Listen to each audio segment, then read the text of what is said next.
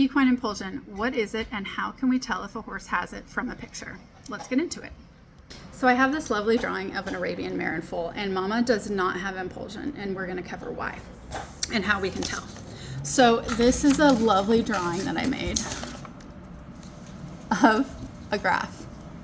So with impulsion, we have the y-axis, which is our elevation or suspension or our up movement, right? Our up and down movement. And then we have our x-axis, which is our forward or push movement or our over movement. And then impulsion is literally this arc, and it looks like an arc because it is the push and pull of the horse navigating between the up and the forward or push in real time, and they are realigning or adjusting within their system, beginning with their core as they move, and their body will actually mirror this arc. So Mama is not mirroring that arc. Now, how do we know Mama's not mirroring the arc, and how does a horse look like an arc? Well, let's talk about it. So impulsion is a carrying over of energy, right?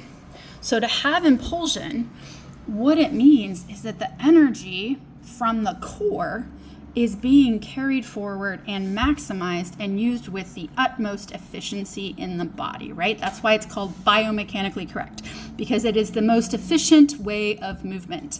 And it theoretically is gonna extend the life and longevity and soundness and happiness and confidence of a horse that is moving correctly. So we look at Mama, and Mama is parts. She is not one horse. She's got her butt, and she's got her barrel, and she's got her shoulder, she's got her neck, and she's got her head.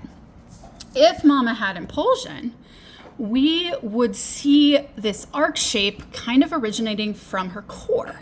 So her barrel is dropped, right? Her belly is dropped. We know her core is not engaged. And this isn't I am heavy because I had a baby. This is like muscle engagement, right? So we know that this isn't just like fat because this is dropped.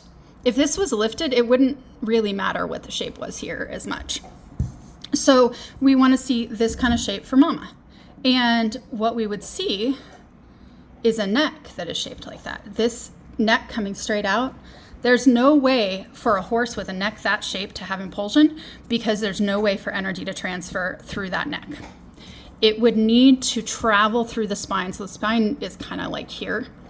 So to have the energy come from the engaging the abs, aligning through the spine, lengthening and shortening and doing all of the things internally that she would need to do to have impulsion, you would see her neck come forward.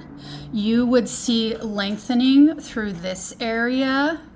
You would see less overdevelopment of these muscles. And so you can tell just from looking at this picture that Mama does not have impulsion. The other thing is that she's an Arabian, right? And Arabians have high tail carriage. Well, we know that. That's fine. But even high tail carriage horses, if they're engaged, this is going to lower because this is going to lift. Or maybe a more accurate way of saying that would be it's going to round. So this has this upward curl like this. This is the end of the spine. And so if we're engaging our core and we are aligning correctly through our spine, the tail is going to reflect that even in a horse with a high tail carriage because that is the end of the spine. And then we're going to look at her leg here. And you can tell just by the leg position that she's disengaged and doesn't have impulsion, right? So engagement, impulsion, they're two different things. I would say engagement is pre-impulsion, like you need engagement before you have impulsion, but impulsion is like when everything is working and it's It's a moment in time, and you can sustain it for a long period of time, or you can get it and lose it and get it and lose it and get it, lose it. You can have engagement and it can be sustained and not have impulsion, but it's a necessary step to impulsion. So this leg, how do we know that she doesn't have impulsion? Because of the shape and how she's using her leg. Well, think of it like a knee lift, right? So if you just lift your knee, that is all y-axis, right? So for you to have impulsion in your body, there has to be forward, right? It is a balance that, yes, is ever changing, but it is a play between this forward push and this elevation or suspension, right? It's the navigation of those two effectively. Well, this is all up and no forward, no push, right? She is all like bouncing up and down, and we can tell that because of the angle. If she was forward, let me think of how to say this. One, you cannot move through your biomechanics, right? So for her to push forward, her neck would have to lengthen and stretch through this area because she can't physically move this leg in the way that would have impulsion with her shoulder and neck like this. They would have to come and kind of scope and push, right? Because she would need this dynamic play between up and forward. And then another place where you can really see it is right here in the pole, or behind the pole in the C2, 3, 4, I'm in here. Behind the pole, if a horse has correct impulsion and is really doing it through the entire body, you're gonna see that lengthen. If you see it shortened, the energy is being lost and it's not fully correct. I'm not saying the horse can't be engaged, because you can have engagement and fall short in certain areas. But to have impulsion, they really have to have the entire system working optimally for where they are in that space and time. And that would require lengthening through the cervical vertebrae. You can also tell by Mama's expression. That's a grumpy horse expression. That's not a body joy, everything feels magical because everything's in alignment and I feel amazing expression. It's just not. And then let's see what else. You can also tell by our hind legs. So again, you can tell that this leg position is an all up, no forward push. So if you think of how the energy transfers to the ground, if you are going up, you're gonna push kind of like this, right?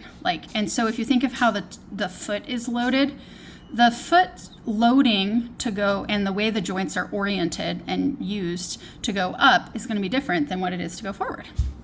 So we know from kind of how up and down this leg is right here that she's not really pushing forward. And then we can also tell that that kind of curled posture is something that you don't really see in forward. Now, caveat, there's piaffe and stuff, right? But what is piaffe? Piaffe is, come on, brain, trotting in place with impulsion, right? It's forward motion in place. So it's literally this dynamic play in place, which is why it requires so much training and strength, right? To go only up and down and maintain the body, the internal body system of forward requires an immense amount of strength and training and mobility to do it correctly. Now, many people do it incorrectly. If you see someone piaffing and you see this position, that's not a correct piaffe. I'm sorry. It's not. If you see someone piaffing, the back is dropped, that's not a correct piaffe. Because to be correct, you have to engage the abs, and you have this shape underneath. Now, so you got ribs, you got the shoulder, and then the way the spine comes, and I am doing this from memory and it's been a hot minute, but essentially it's kind of an S curve. So like it comes kind of like here, I think normally in a horse that's correct is kind of like this, right? So mama doesn't have an S curve in here. She's like jammed her neck into a straight line.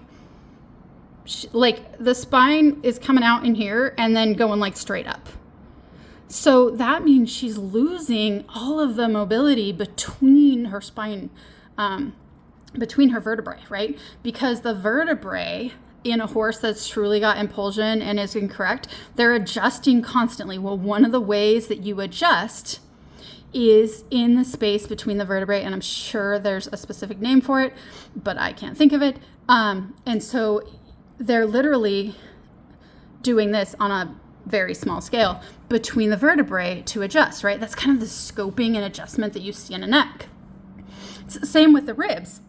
In between the ribs and the intercostal spaces, if a horse is correct, they're going to be expanding and contracting at different rates between different ribs that are different on each side. So when you have bend, you're going to see more extension in the intercostals of the outside of the circle or at the outside of the bend.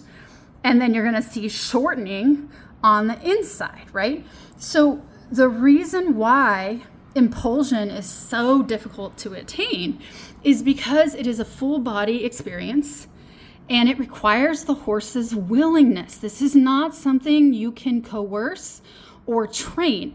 It is something that the horse navigates with the support of their rider, if they're doing it under saddle.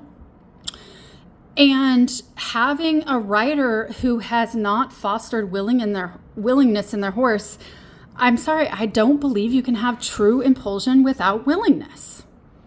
It requires a conscientious, constant adjustment. And for a horse that's not willing or has been coerced, you will get a look of something that resembles correctness and resembles impulsion, but the usage of the muscles and the intercostal spaces and the space between the vertebrae and the tiny adjustments that happen between the X and the Y axis, between elevation, lift, suspension, and forward, that communication is not going to happen. So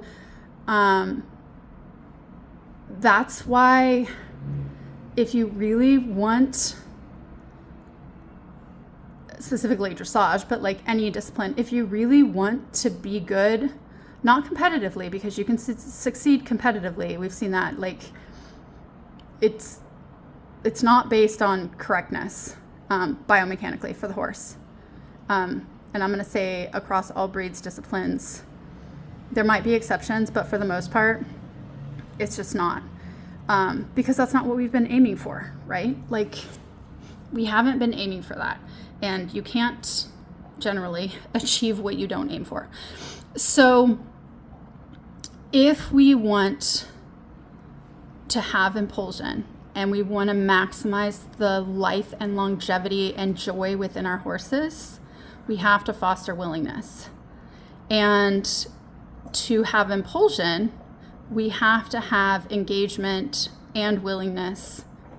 And then they have to have the physical ability to release and engage in the ways that they need to in all of these very delicate areas that have been crunched and damaged by traditional training techniques often.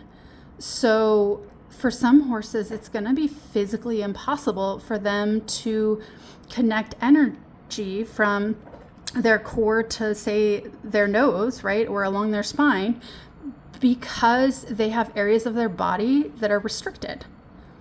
And so you're trying to get something that a horse functionally can't give you until you release those restrictions.